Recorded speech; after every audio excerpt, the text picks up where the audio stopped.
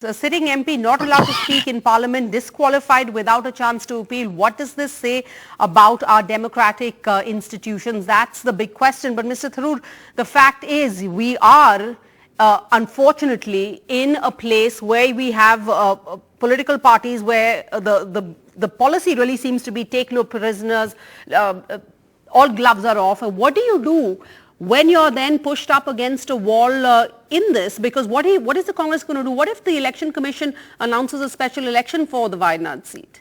Well, we do have an encouraging precedent. The Election Commission did that in the case of the Lakshadweep seat when Mohammed Faisal was convicted.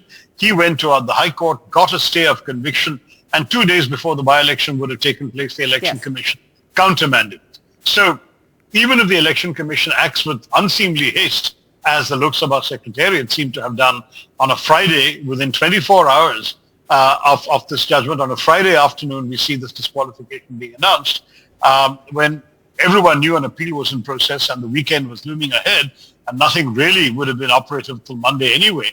If the Election Commission behaves that way, the same thing could happen there once again, I hope. Look, I'm not a lawyer, so I don't want to prejudge any of these electoral judgments. But let me talk about democracy. Our Prime Minister has actually said to the G20 and in posters dotting capital city of New Delhi that India is the mother of democracy. Is this the way that a mother would behave towards its own child? It seems to me that this is a brazen assault on democracy, and it hurts me as an Indian Democrat.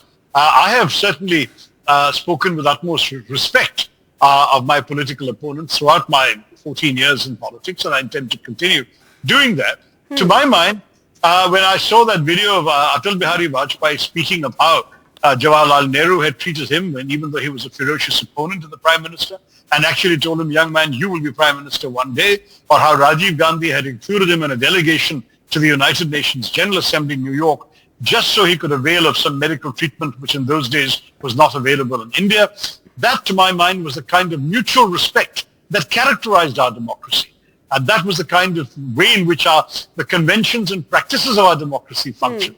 To see a democracy now where the government blatantly gloats over its principal opponent being locked up and disqualified is a very, very sad fall. And I think many Indians who don't support the Congress party or don't support Rahul Gandhi will agree with me that we expect better of our democracy. And that's why this Samvidhan Bachao Satyagraha is going on today.